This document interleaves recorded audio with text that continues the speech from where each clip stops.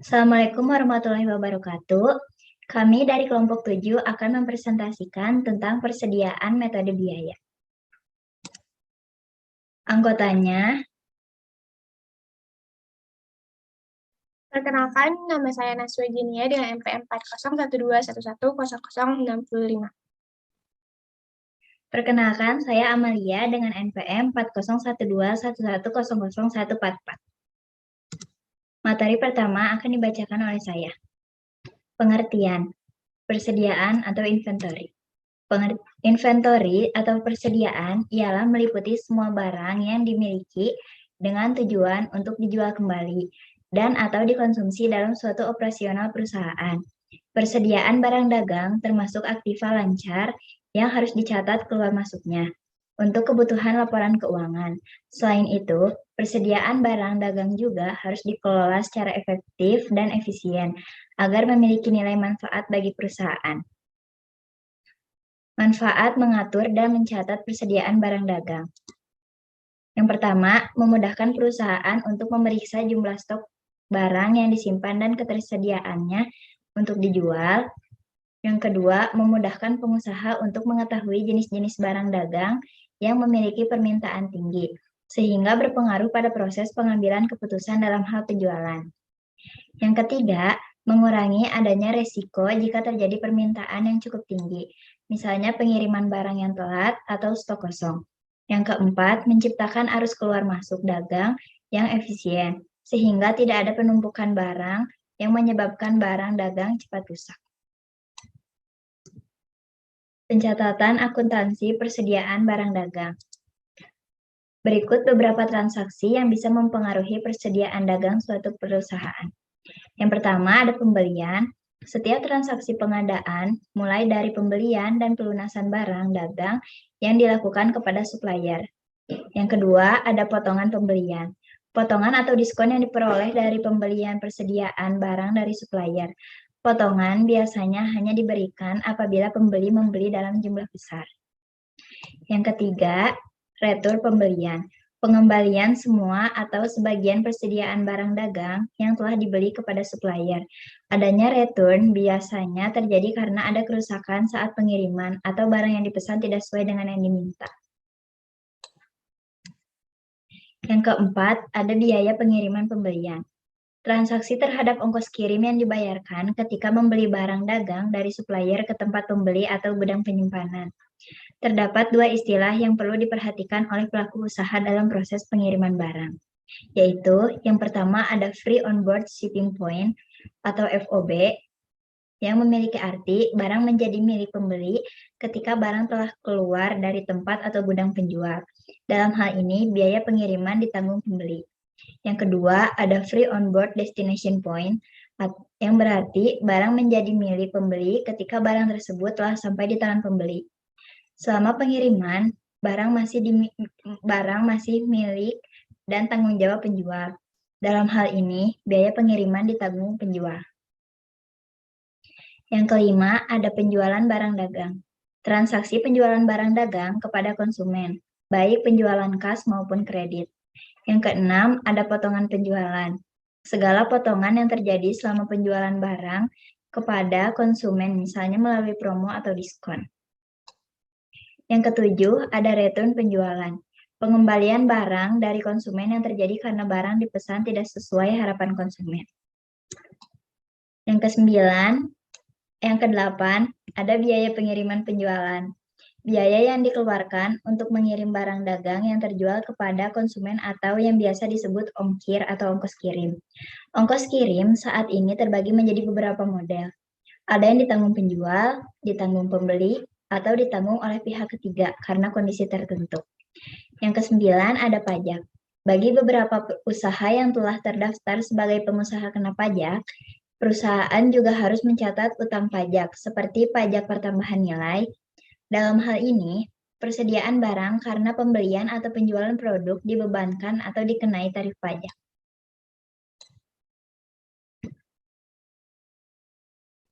Yang keempat, ada pembahasan metode penilaian persediaan. Yang pertama ada FIFO, yaitu first in, first out, metode di mana persediaan barang yang pertama kali masuk adalah yang pertama kali keluar terlebih dahulu. Metode ini digunakan untuk sifat-sifat barang yang mengalami fluktuasi tinggi seperti bahan-bahan pokok yang dibutuhkan oleh masyarakat. Contohnya beras, makanan, minuman, obat-obatan. Dan yang kedua itu ada LIFO, last in, first out, yaitu metode yang menganggap persediaan barang yang pertama kali dikeluarkan adalah barang yang terakhir masuk.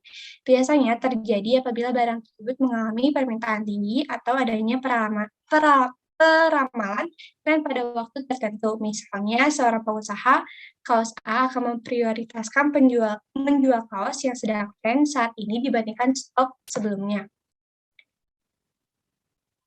Yang ketiga, ada metode rata-rata, di mana metode yang membagi antara barang yang tersedia untuk dijual dengan jumlah unit yang tersedia.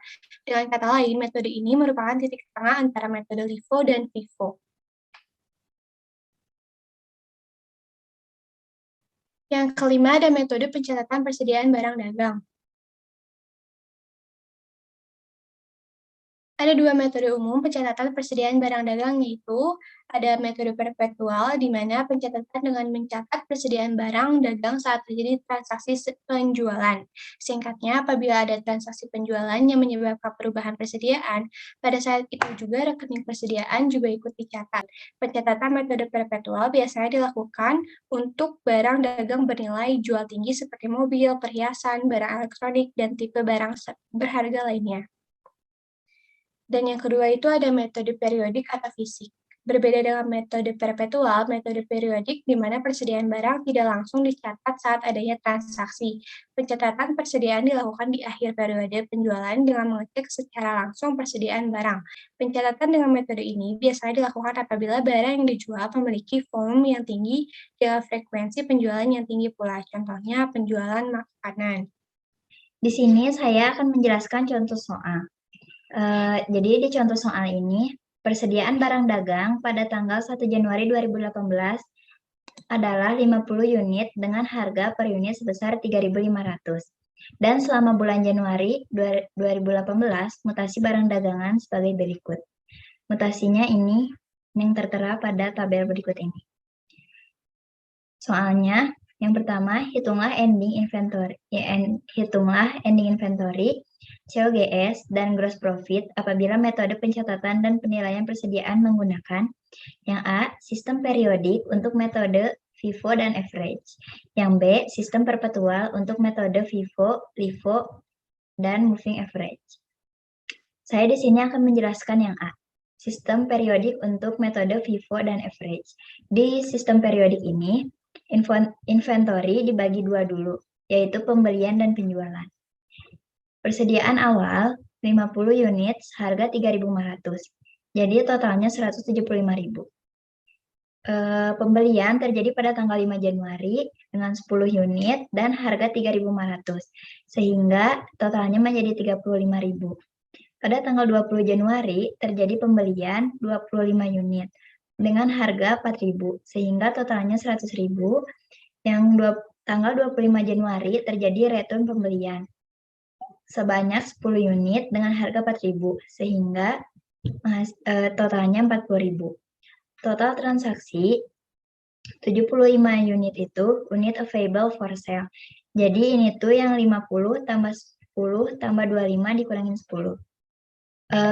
Sama cost of goods available for sale. Ini COGS-nya 175.000 ditambah 35.000 ditambah 100.000 dikurangin 40.000. Yang kedua ada penjualan. Tanggal 10 Januari terjadi penjualan sebanyak 55 unit, harganya 5.000, totalnya 275.000. Tanggal 15 Januari terjadi return penjualan sebanyak 5 unit dengan harga 5.000, sehingga totalnya 25.000. 30 Januari penjualannya 20 unit pada harga 5.000, sehingga totalnya 100.000. Totalnya unit sales-nya ada 70 unit, cost sales-nya ada 350.000. Di sini kita akan menghitung unit of ending inventory. Rumusnya, unit available for sale dikurangin unit sales. 75 unit dikurangin 70 unit sama dengan 5 unit. Terus ini COGS-nya, cost of good available for sales. Rumusnya, beginning inventory plus purchase. 175.000. 175.000 itu kan persediaan awal, ditambah 95.000 yang didapat dari 35.000 ditambah 100.000 dikurangin 40.000. Jadi 270.000. Di sini pertama kita akan menghitung FIFO. FIFO, cost of ending inventory. Dengan rumus unit of ending inventory dikali cost per unit. 5 unit dikali 4.000 sama dengan 20.000. COGS-nya cost of good available for sale dikurangin cost of ending inventory. Sama dengan 270.000 dikurangin 20.000. 20.000 itu dari transaksi yang sebelumnya sama dengan 250.000. Gross profit dengan rumus sales minus COGS sama dengan 350.000 dikurangi 250.000, jadi 100.000. Yang kedua, kita akan menggunakan average. Weighted average sama dengan rumusnya cost of good available for sale per unit available for sale dikali unit of ending inventory. 270.000 per 75 unit dikali 5 unit sama dengan 18.000. Persediaan akhirnya 18.000 dikali 5 unit sama dengan 90.000. COGS-nya 270.000 dikurangin 90.000 sama dengan 180.000. Gross profit-nya 350.000 dikurangin 180.000 sama dengan 170.000. Simple average sama dengan total harga per unit bagi jumlah transaksi persediaan dikali unit of ending inventory. Sama dengan 11.000 dibagi 3 transaksi dikali 5 unit sama dengan 18.333. Persediaan akhirnya 18.333 dikali 5 unit sama dengan 91.665 rupiah. COGS-nya 270.000 dikurangin 91.665 rupiah sama dengan 178.335 rupiah. Gross profit sama dengan 350.000 dikurangin 178.335 rupiah sama dengan 171.665 rupiah. Jadi di sini saya akan menjawab dan menjelaskan contoh soal nomor 2, yaitu mengenai sistem perpetual untuk metode FIFO, LIFO, dan moving average. Contoh soalnya itu masih sama seperti yang Teh Amel jelaskan sebelumnya, yaitu persediaan barang dagang pada tanggal 1 Januari 2018 adalah 50 unit dengan harga per unitnya itu sebesar 3.500, dan selama bulan Januari 2018 mutasi barang dagangan terdapat di dalam tabel berikut ini. Jadi kita sekarang masuk ke metode pertama, yaitu FIFO, first in, first out. First in, first out, di mana barang yang pertama kali masuk yaitu barang yang pertama kali keluar. Di balance yaitu persediaan awal terdapat 50 unit dengan price 3.500 dan totalnya 175.000.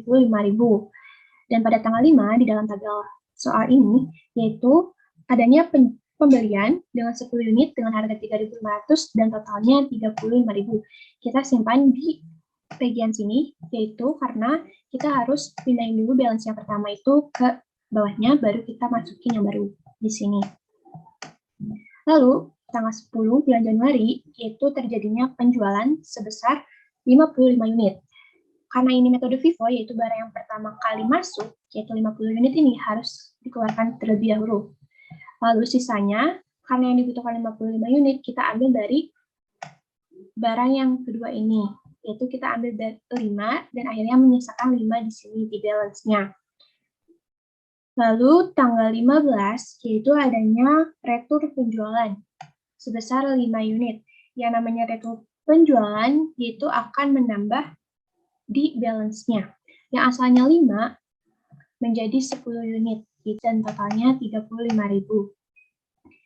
Lalu, tanggal 20, Januari 2018, terjadinya pembelian sebesar 25 unit dengan harga 4.000 dengan total 100.000. Jadi kan ini yang terlebih dahulu ya, yang 10 ini. Itu yang kemarin, kita pindahin lagi ke bawah, baru yang baru ini kita pindahin ke sini. Jadi ada dua bagian di balance ini.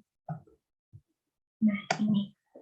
Lalu tanggal 25 Januari, terdapat retur pembelian, di mana retur pembelian ini tuh bakal mengurangi di balance, yang asalnya 25 menjadi 15 unit, dengan harga 4.000 dan totalnya 60.000. Pada tanggal 30 Januari, terdapat penjualan sebesar 20 unit, di mana ini sistemnya first in first out, berarti barang yang dulu harus dikeluarkan terlebih dahulu. Nah, ini jadinya kosong, karena ini udah habis kan barang yang dulu, dan yang sisanya itu kita butuhkan 10, kita ambil dari barang yang baru, dan menjadi sisanya 5.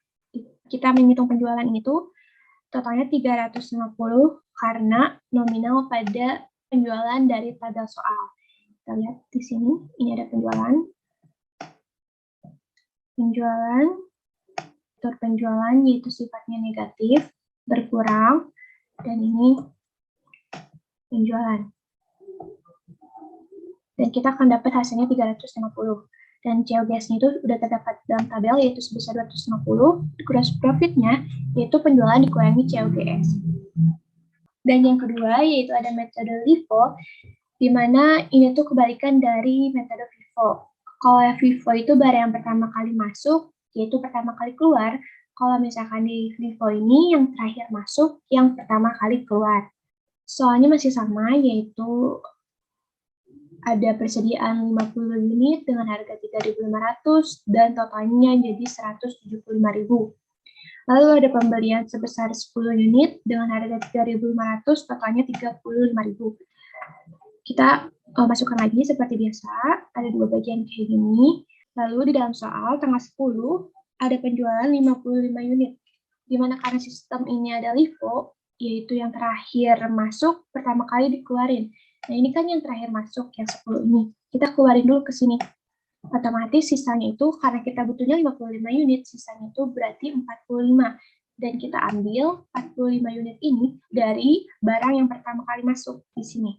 Nah, kita pindahin ke sini, dan otomatis sisanya itu ada 5 unit dengan harga 3.500, totalnya 17.500. Tanggal 15 itu retur penjualan sebesar 5 unit, karena kan retur penjualannya itu menambah di balance. Ini yang awalnya 5 itu jadi 10 unit dengan harga 3.500 dan totalnya itu 35.000. Lalu tanggal 20 terdapat pembelian lagi 25 unit dengan harga 4.000, total 100.000. Kita simpan lagi di bawah. Lalu tanggal 25 adanya retur pembelian sebesar 10 unit yang dimana akan mengurangi balance. Yang awalnya ini ada 25 jadi 15, karena di sini ada retur pembelian sebesar 10 unit. Lalu pada tanggal 30, adanya penjualan sebesar 20 unit. Perlu diingat, karena ini LIFO, berarti yang terakhir masuk itu harus pertama kali dikeluarin. 15 unit kita keluarin dulu, baru sisanya itu kita butuhkan 5, ambil dari sini. Otomatis sisa barangnya itu ada 5 unit dengan harga 3.500, dengan total 17.500. Cost of goods sold-nya itu ada 252.500 total dari seluruh ini.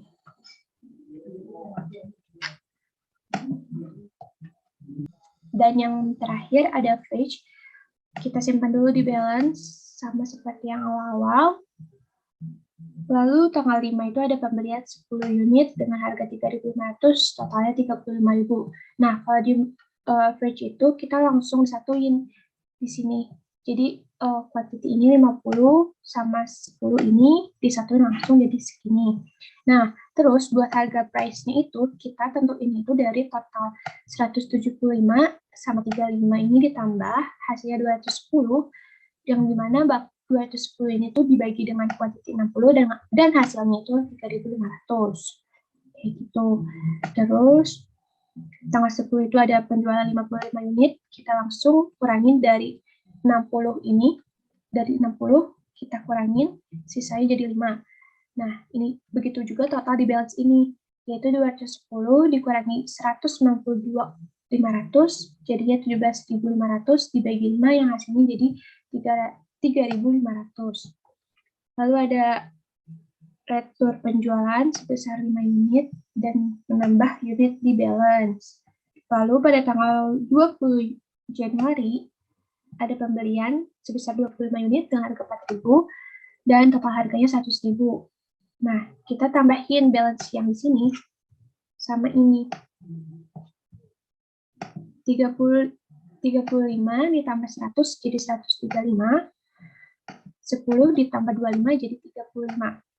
Dan hasil price ini yaitu 135 dibagi 35 hasilnya 3.857.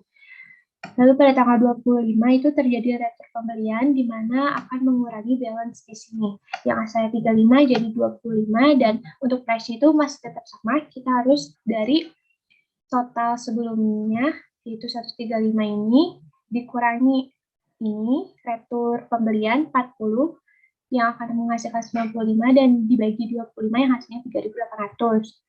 Lalu pada tanggal 30 terjadinya penjualan sebesar 20 unit dengan harga 3.800 dan total harganya 76.000. Otomatis ini dikurangi 20 mendapat hasilnya 5, 95.000 dikurangi 76.000 menghasilkan 19.000. 19.000 dibagi 5 menjadi 3.800. Ending inventory itu 19.000. Sementara COGS-nya itu 286.000. Sekian presentasi dari kelompok kami, kurang lebihnya mohon maaf. Wassalamualaikum warahmatullahi wabarakatuh.